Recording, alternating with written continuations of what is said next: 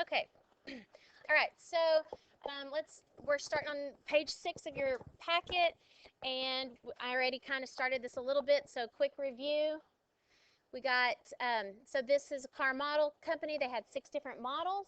They wanted to know what proportion of a sample of 2,000, what's the expected number for a sample of 2,000 will be car E.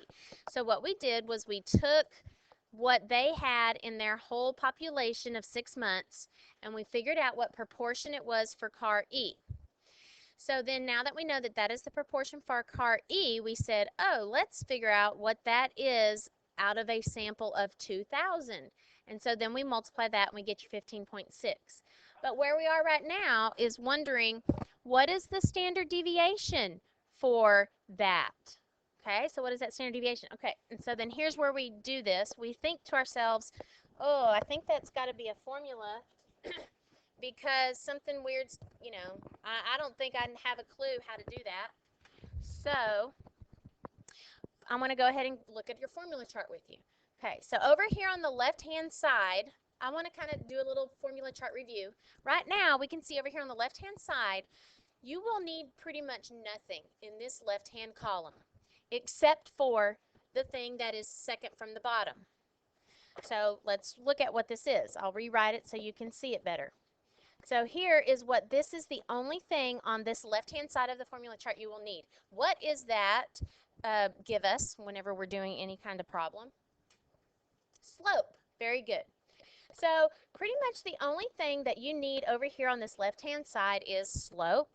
And now let's go over to the right-hand side. This top part is on probability. We're going to do that next week, so we'll get to those guys next week and review that. Down here, we have binomial distributions, and I think what you should hone in on is the fact that we just used this little guy right here, where we just found the average number of items. We did 2,000 times the probability of the E ones. So, knowing that, how do you think we're going to get our standard deviation for our number of items?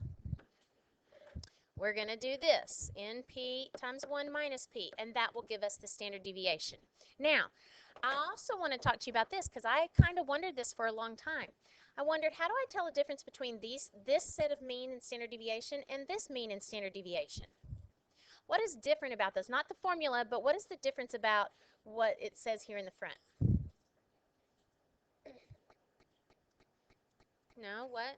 What do you think? That's one thing, yes. Look at this little subscript. It is X. Look at this little subscript. It is P hat. So these guys right here, your answer will be in the form of a proportion. So what we get for this is this answer here is the 0.0078 for our problem. These are the proportion format. These are the ones that are in terms of actual number of items. So that is the difference in these two sets, just the format that they come out. Did the problem ask for what is the expected proportion, or did it ask for what is the number of items? It says number of owners. So therefore, that's why we are going to be using this top set of formulas. Okay, so let's go fill those in. So there's what we got. We got our standard deviation there. So we're going to do our square root of n times p times 1 minus p. Okay, square root that, and that comes out to 3.94. So whenever I sample 2,000 cars, I expect about 15.6 of them to be car E's with a standard deviation of 3.9. Okay, so that's what that's saying. All right, now, here's a test-taking strategy for you. If suppose you did not know how to do part A, but you read part B and you were thinking, ooh, I think I could do part B if I had the mean and standard deviation in part A, then you could make up a number in part A, and you would miss part A. But then if you did part B and C correctly, from the wrong numbers you put in part A, you get full credit for B and C. Okay, so keep that technique in mind. All right, so looking at part B, when selecting a simple random sample of 2,000 cars, just like we did up here in part A, how likely is it that fewer than 12 owners of Model E would be included in the sample? So what do you think about that? How do you think we could do that? What's the probability that there will be fewer than 12? Very good. I think the first thing that I hear from people is x minus the mean over the standard deviation, and then do the norm CDF. Okay? So that is one of the ways you can do this problem. You could also do it by binomial distribution, which I think we don't naturally tend to, but I'm going to show it to you here in a minute, because technically it's more correct, but they give you full credit for the normal approximation as well. Okay, so let's talk about that. So if we want to do this like a normal model, then we go, oh, guess what? 12 minus the mean over the standard deviation, and that is negative 0.914. And then what am I going to do? Norm CDF. I want the part below it, so how am I going to, because remember what we got is this over here where we have 12 with a mean of 15.6 and we're going fewer. So I'm norm CDFing from where to what? Negative 99 to negative 0.94, and that is somewhere in the 18.04 or 17.9, something in that vicinity. I don't know exactly. I've kind of gotten different ones today. So somewhere in that vicinity. By the way, this little section here, this norm CDF, this calculator speak, does not need to be on the page. I put it there just so you know how I got that. Okay? All right, so that's fine. If you had that written there, you get full credit for that. But I'm going to go ahead and show you another way you could do this, because it's kind of a review for some stuff we're going to go over next week. Okay, so here we go. I'm going to show you how you could do this if you did it as a binomial approximation. Now let me tell you, binomial is actually more appropriate because this is saying you could have 11 point so many owners and 11.7 owners and 11.6 owners and 11.7 owners. This is saying you can have partial owners. A binomial is in terms of discrete numbers, like, 6 owners, 7 owners, 11 owners, 12 owners, okay? So here on the formula chart, I'm going to review you on that. Right here on this formula chart is this binomial right here. Remember that little lovely formula stuff that we had right there that we could not stand? So let's see here. So we've got I'll go ahead and write it in right here, and then I'll show you how we'll do it on our calculator. The probability that x is less than 12 equals, okay, what is n in this case? That's the sample size. And what is our sample size? 2,000. What is k in this example? We want to choose, technically, we want to be less than 12. So what does that mean we want to do? 11. Yep, we're going to go up to and including 11. So I could also have written this probability that x is less than or equal to 11. I could have done that as well. Okay, so there we go. Probability of success is 0.0078. I want 11 of those, or up to 11, because that's what we're going to do, accumulate that. 0.9922, and there's 1989 of those. And so there's how you write that. And we're going to, we want up to and including 11. So did we do binomial PDF or binomial CDF for those?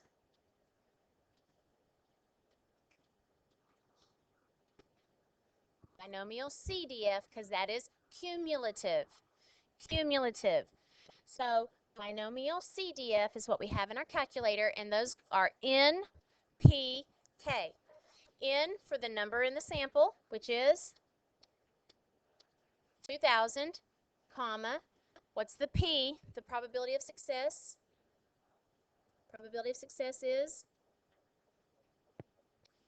0.0078, comma, up to and including how many? 11. Thank you. And so then we have that number is 14.7%. So what happens is, if I did the binomial approximation, then I would write all that stuff that I had put on the board. Real quick, let's see, 2000, choose 11. Let me get that on there really quick for you. And then this is the rest of it, 1989, and then that came out to 14.7%. Do you see how those percentages are off a little bit? That's because it's continuous versus discrete, so this normal has a little bit more area in it. Okay, but either one of those gives you gives you full credit. Okay. All right. And then the last one, let's talk about this, but I'm not going to write it out for you. The last one says the company is concerned that a simple random sample of 2,000 owners would include fewer than 12 owners of model D or fewer than 12 owners of model E. Okay, so do you get what they're saying? They are afraid that if they came up here and they took a sample of 2,000, then they might have too few of the D and E cars. Because see, there's so much less of those if they put them all in a big bag. There's so much less of these in the big bag, they're afraid they might get less than 12 of them. Okay, so how could they sample the cars so that they can ensure that they get at least 12 of the D cars and the E cars? Instead of putting them all in a big bag, what could they do? They could stratify. How would you stratify? Each kind of car. Yeah. So instead of having one big bag of all 297,000 car owners, make 5 bags. A bag of the A's, a bag of the B's, a bag of the C's, and a bag of the D's, and a bag of the E's, and then you're going to pull some from each. Okay? Some from all of those. So I'm not going to write this out, but what I'm going to do instead is show you what it is actually on the grading guidelines. So here, let's take a look at that.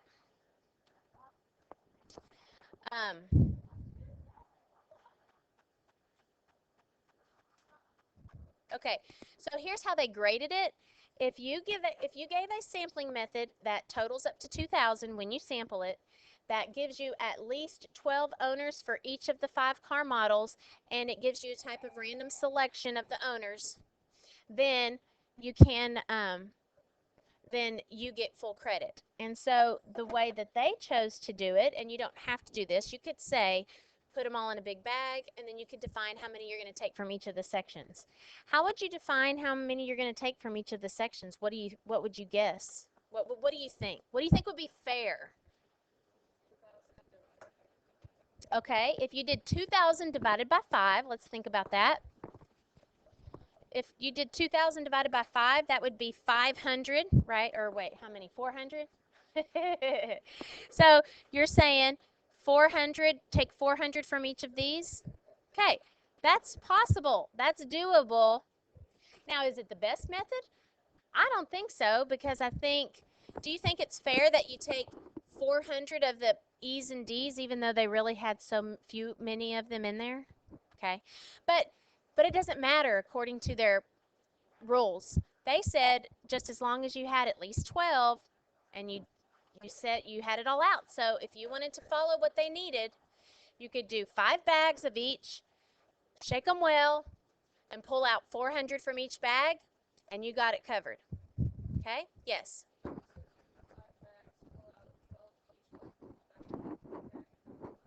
That would work. 5 bags, pull out 12 of each, put them all back in a big bag, and then pull out the rest. That works too. I think if you were doing this really from the start and you wanted to do it fair, what if you figured out the percent of the A's and the percent of the B's and the percent of the C's, the percent of the D's, and we already have the percent of the E's? What if you figured those ones out and then you went and pulled out that many percent, that percent of the 2,000, then it would be proportional to what you would pull out. And that actually is what they described in their description. They said, let's see here.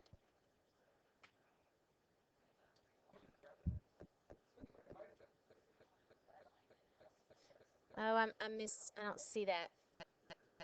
Okay, I guess I missed that. Oh, I know where it is. Hold on. Here it is. Okay, here's how they did theirs. They pulled this up, they said to stratify it, okay? And then they said, for example, the company could select a simple random sample of these sizes. So they gave the sizes, and you know how they got these numbers? From the proper percentages. In fact, look at this number right here for the car E's, 16 of them. How do you think they came up with that number 16? Yep, so they took this 15.6 and rounded it up, and that's how they came up with 16. All right, but anyway, so that's how you get full credit on that. Let's go back. Yes, go ahead.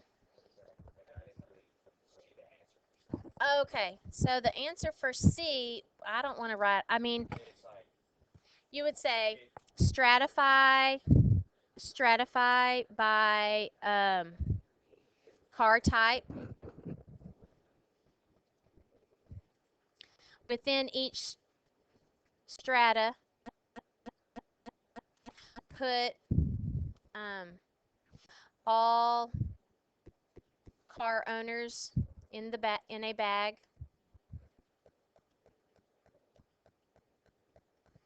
Shake well.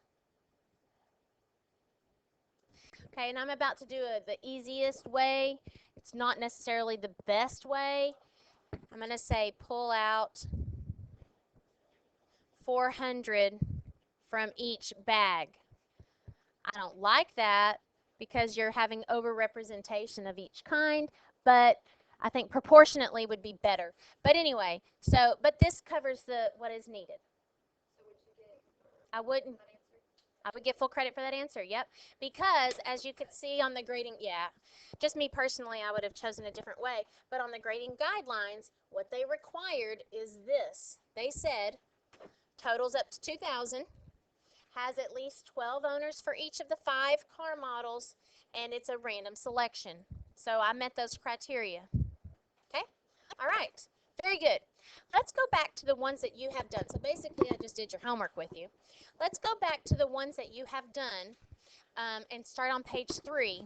And then let's have you AP grade those so that you can see what kind of credit you would have gotten.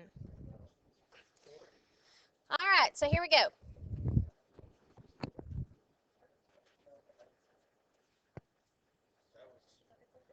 Oh, we get out of here in 5 minutes? Oh, I know. I was going, what the heck? Oh, poop. We only have 5 minutes left? Okay.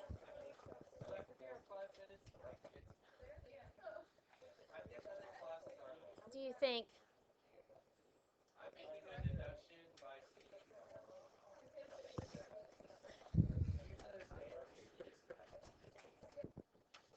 Okay, so what I want to do is use this time to just go over your pages 3, 4, and 5 that you have graded, that you have done, and so that we can see so I can go over real quickly how you would have gotten your scores on that. Okay, so let's see how you did. Let's have you AP grade. So on page 3 of your packet, this was first you need to do a simple random sample. So if you can define a simple random sample, here was the criteria. Define a simple random sample which is most easily done as a big bag. So take all the students, put them in a big bag, shake well, and the first 200 that you draw out is the ones you're going to draw.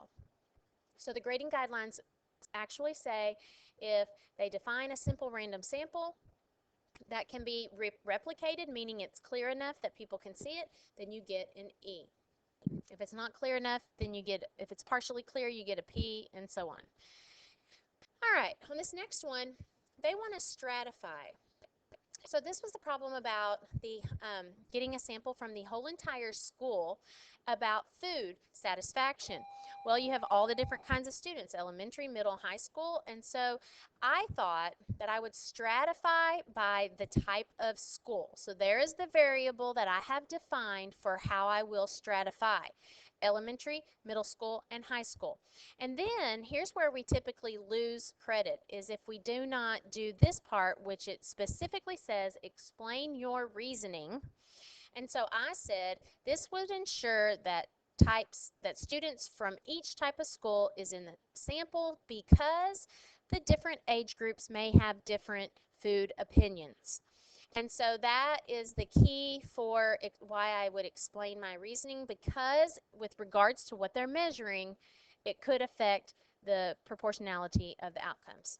Now, describe a statistical advantage. So tell me why this would help you, I guess, maybe have a better representation if you stratified versus a simple random sample.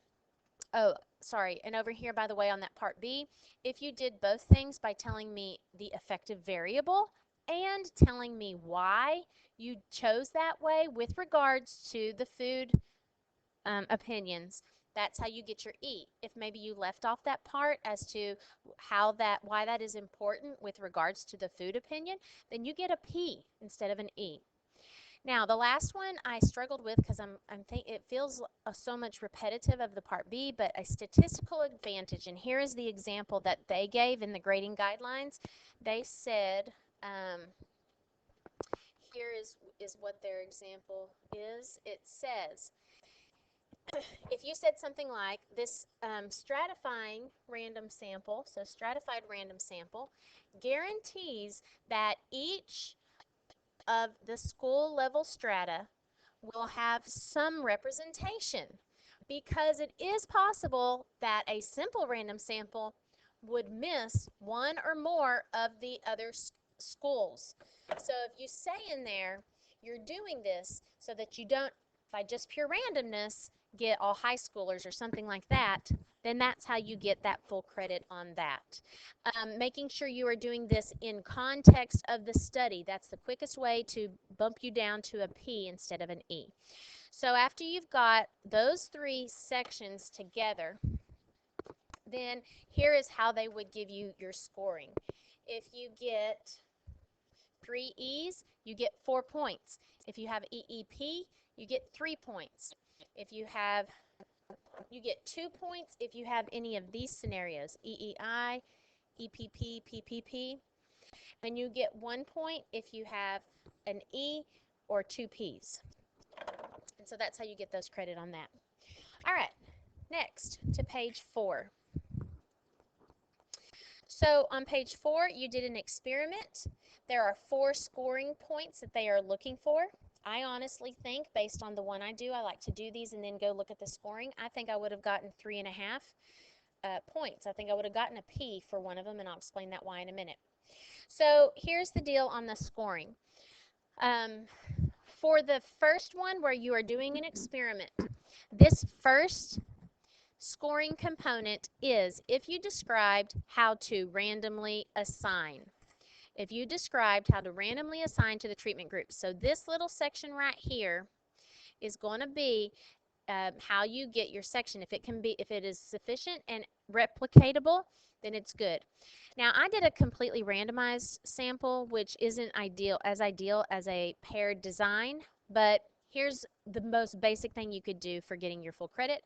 Put 100 patients in a big bag, shake well. Pull out the first 50 for the music group and the other 50 for the noise-free group. That would get you an E, because it is describing how you randomly assign to the treatment groups. All right, the second component that they would be looking for in the grading is if you just told what the 2 treatment groups are. If you defined the treatment groups are listening to soothing music for 20 minutes and sitting quietly in a noise-free environment for 20 minutes, that's how you're going to get that. All right, the third component that they look for which is what I think I would have missed, because I did not do it really in context like I should have. See, look, it even specifically says describe the type 1 and type 2 errors in context. Well, when I did this, type 1 error, the null is true, but we get a sample that causes us to reject the null. That's a type 1 error. So I put that there is no difference, but my sample makes me think that there is a difference. Well, when I got to reading this morning, I thought, you know what? I don't think that I put any context in that. I mean, it's just kind of generic. So I think that since I have no context in my definition explanation, that I would mark myself down on that. I have the correct definition, but no context made me have a partially correct instead of a complete correct. Now, my consequences have uh, context. So here is the